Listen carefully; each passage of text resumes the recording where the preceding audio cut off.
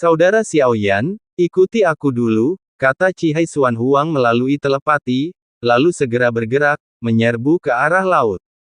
Semua naga secara bersamaan melesat keluar, menciptakan gelombang dahsyat. Ribuan naga melayang di udara.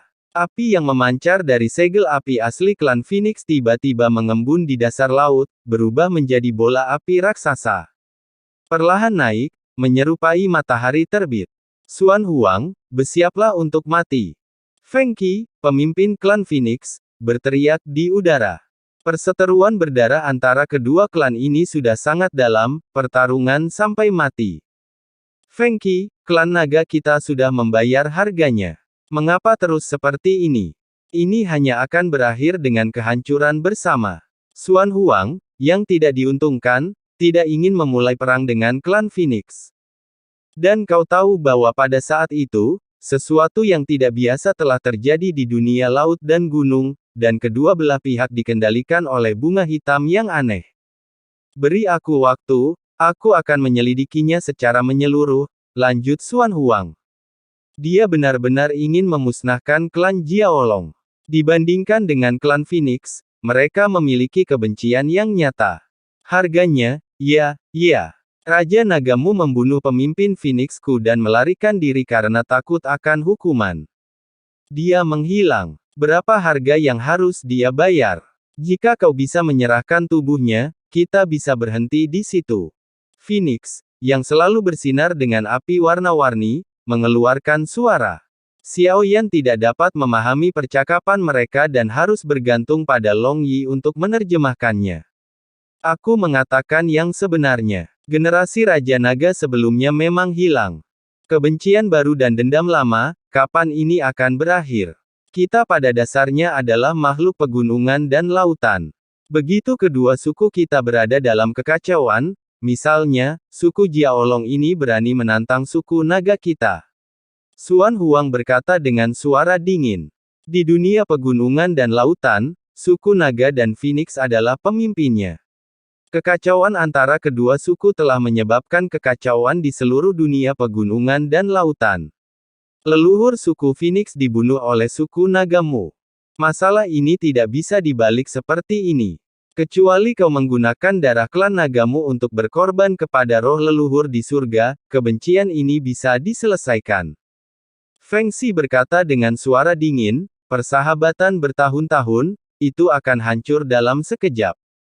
Kau pikir karena kebencian ini tidak bisa diselesaikan, lalu bertarung sampai mati, bahkan hanya dengan dua klanmu, jangan berpikir kau benar-benar lawan klan nagaku. Xuan Huang tahu bahwa tidak perlu mengatakan lebih banyak setelah membicarakan hal ini, tentu saja bukan hanya dua klan kita. Klan naga telah dominan terlalu lama, dan kau memiliki banyak musuh. Feng Qi mencibir dan berkata, di kejauhan, lapisan awan gelap menutupi daerah itu dan menuju ke tempat ini. Samar-samar. Suara dahsyat dari binatang buas yang terbang, dengungan pelan dan tumpul diselingi raungan. Menatap keluar, ia melihat segerombolan binatang buas yang besar dan hitam, jumlahnya tak terhitung banyaknya. Mereka juga sedang menuju klan naga. Saudara Xiaoyan, aku benar-benar minta maaf. Klan nagaku sedang dalam masalah sekarang. Tolong cepat pergi dan jangan ikut campur. Tatapan tajam melintas di mata Xuan Huang. Ia tahu ini akan menjadi pertempuran yang brutal dan berdarah. Binatang-binatang buas ini ingin memusnahkan klan naga, tetapi tujuan klan Phoenix mungkin lebih sederhana. Jika klan naga lenyap, klan Phoenix akan menjadi penguasa terkuat di alam gunung dan laut. Dan Raja Alam Gunung dan Laut yang baru pasti akan lahir dari klan Phoenix. Di alam gunung dan laut, setiap raja gunung dan laut telah dipegang oleh klan Nagamu. Sekaranglah saatnya untuk perubahan. Feng Qi tiba-tiba membentangkan sayapnya, dan seluruh klan Phoenix bergerak serempak. Api berkobar dari bawah sayapnya, dan pertempuran sengit akan segera terjadi. Xiaoyan sedikit mengernyit. Pertarungan antara kedua belah pihak mungkin tak terhentikan. Mengungkap identitas Long Yi kini terasa kurang bijaksana. Namun Xiaoyan tidak pergi. Malah, ia merenungkan apa yang harus dilakukan selanjutnya. Dan kemana perginya Tianzang Wang? Kini tampak bahwa klan Phoenix bersekongkol dengan banyak ras lain. Jika ia bukan bagian dari klan Jiaolong, maka ia bertekad untuk berada di klan Phoenix. Jika ia bukan bagian dari klan Jiaolong, maka ia bertekad untuk berada di klan Phoenix. Satu-satunya cara untuk mengetahuinya adalah dengan membunuh Raja Naga Jiaolong dan mencari jiwanya. Barulah ia akan tahu. Perang pecah antara klan naga dan klan Phoenix, dua ras terkuat di alam gunung dan laut.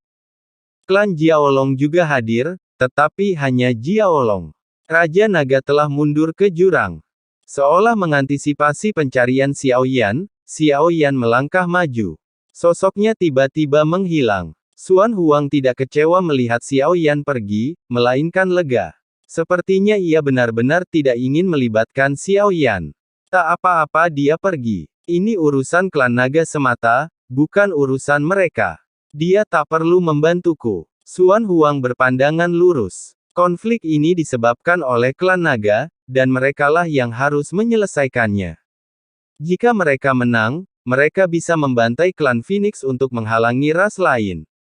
Atau, klan naga akan dimusnahkan, dan klan Phoenix akan menjadi raja baru alam gunung dan laut. Pertempuran sengit meletus di antara kedua belah pihak, laut bergolak dan langit berkobar dengan api. Mengingat keunggulan fisik klan naga, mengalahkan ribuan naga ini bukanlah tugas yang mudah. Meskipun banyak sekali monster ganas bergabung dengan klan naga untuk mendukung mereka, mereka tetap tak terhentikan dan kuat, seolah membuktikan kepada semua monster ganas itu bahwa ada alasan mengapa raja baru dunia gunung dan laut sepenuhnya adalah naga. Xiaoyan terjun ke dasar laut dan bersembunyi di dalam tubuh Raja Naga, tetapi yang tak bisa ia hindari adalah kekuatan jiwa Xiaoyan yang tenang. Dalam kegelapan, Xiaoyan melayang di udara. Ia tak lagi membutuhkan mata fisiknya. Kekuatan jiwanya bahkan lebih jernih daripada matanya. Kalian, ras manusia luar, berani datang ke sarang nagaku dan merebut jiwaku. Hari ini, aku akan memastikan kalian tak pernah kembali. Dari kegelapan, suara berat Yu Huang bergema, dan bersamaan dengan itu, serangkaian cahaya hijau bercahaya muncul. Keyakinannya berasal dari batasan kuat yang terkandung di tempat ini. Pada saat ini, kekuatan penekan melonjak dari segala arah. Dari cahaya di bawah, rantai besi yang tak terhitung jumlahnya melonjak keluar, langsung menuju Xiaoyan. Seni kemajuan, satu tarikan napas sudah cukup untuk mengurangi peradangan.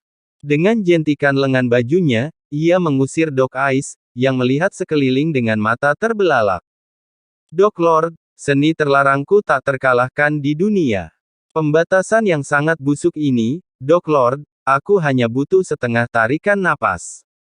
Dark Eyes berteriak saat Xiaoyan berkata. Namun, ia tidak segera bertindak. Sebaliknya, ia menoleh dan menatap Xiaoyan. Sialan, jangan lupakan apa yang kau janjikan pada Dark Lord, untuk membentuk kembali tubuh Dark Lord.